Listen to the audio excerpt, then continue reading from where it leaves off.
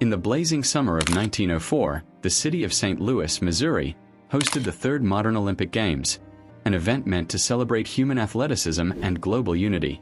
But what unfolded during the marathon that year was anything but noble or organized. It became, instead, one of the most bizarre, dangerous, and chaotic races in the history of sport. The 1904 Olympic Marathon was a spectacle that should never have happened the way it did. The race took place on August 30th, under scorching temperatures that soared above 90 degrees Fahrenheit 32 degrees Celsius, on a dusty, uneven course that stretched 24.85 miles across unpaved country roads.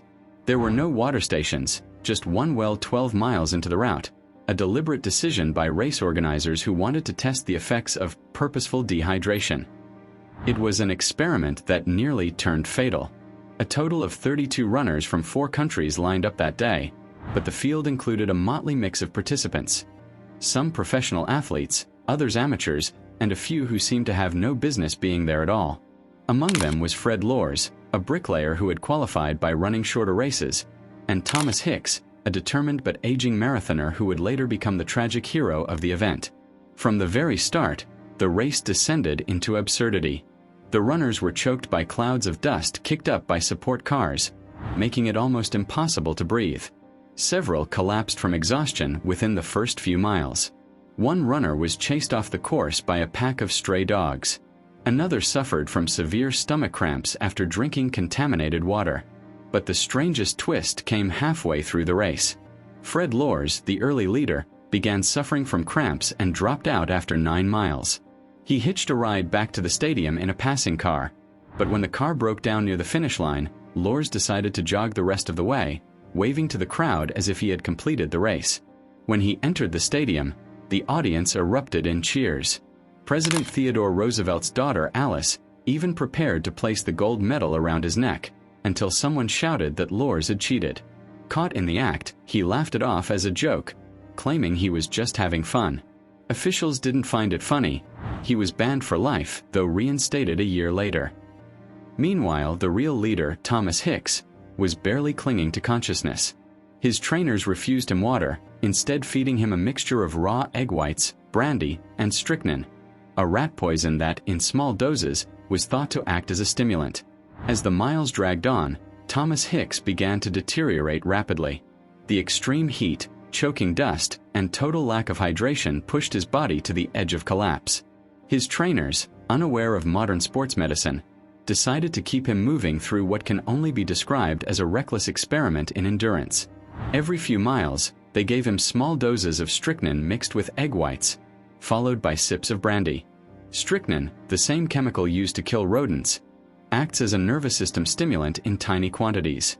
Hicks was effectively being poisoned to keep him running. His skin turned ashen, his eyes glazed over, and he began hallucinating, muttering incoherently that the finish line was still miles away even when he was within sight of the stadium. Meanwhile, the course itself had become a battlefield of chaos. Out of the 32 runners who began the marathon, only 14 would finish. The rest either collapsed, dropped out, or were hospitalized. William Garcia, an American runner, was found unconscious on the roadside, lungs coated with dust. He nearly died of internal bleeding caused by inhaling the thick dirt clouds stirred up by the cars. Another runner, John Lorden, vomited violently and quit after only a few miles. The spectators at the finish line had no idea how dire things had become. When Hicks finally appeared on the horizon, he looked more like a ghost than an athlete. His trainers had to hold him upright for the last few hundred yards, his legs barely functioning. As he stumbled into the stadium, delirious and trembling, he crossed the finish line in first place with a time of 3 hours and 28 minutes, one of the slowest winning marathon times in Olympic history. Seconds later, Hicks collapsed, unconscious. Doctors rushed to his aid, fearing he was dying.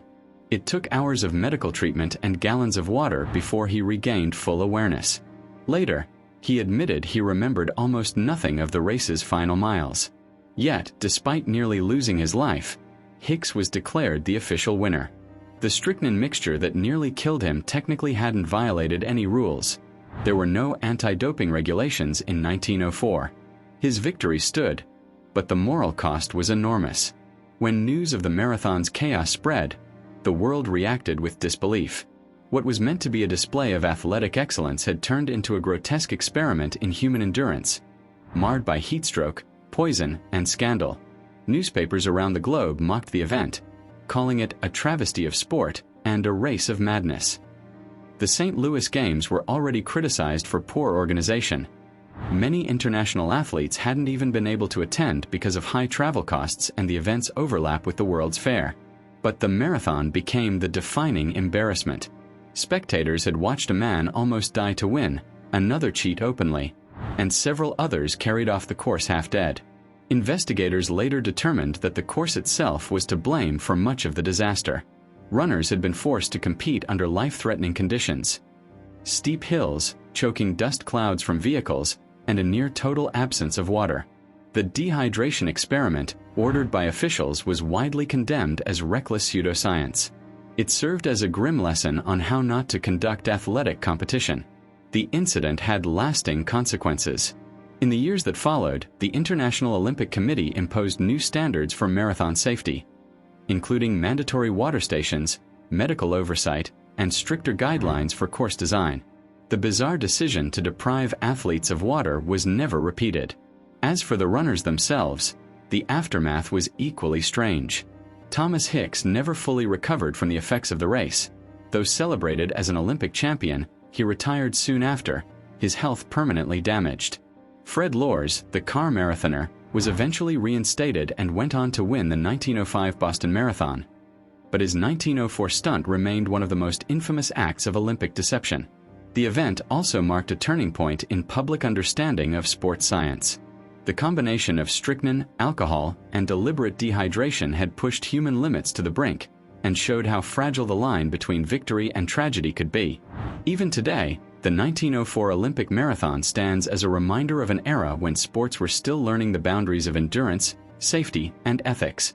It remains both absurd and horrifying, a race where one man cheated, another was poisoned to victory, and the rest were lucky to survive.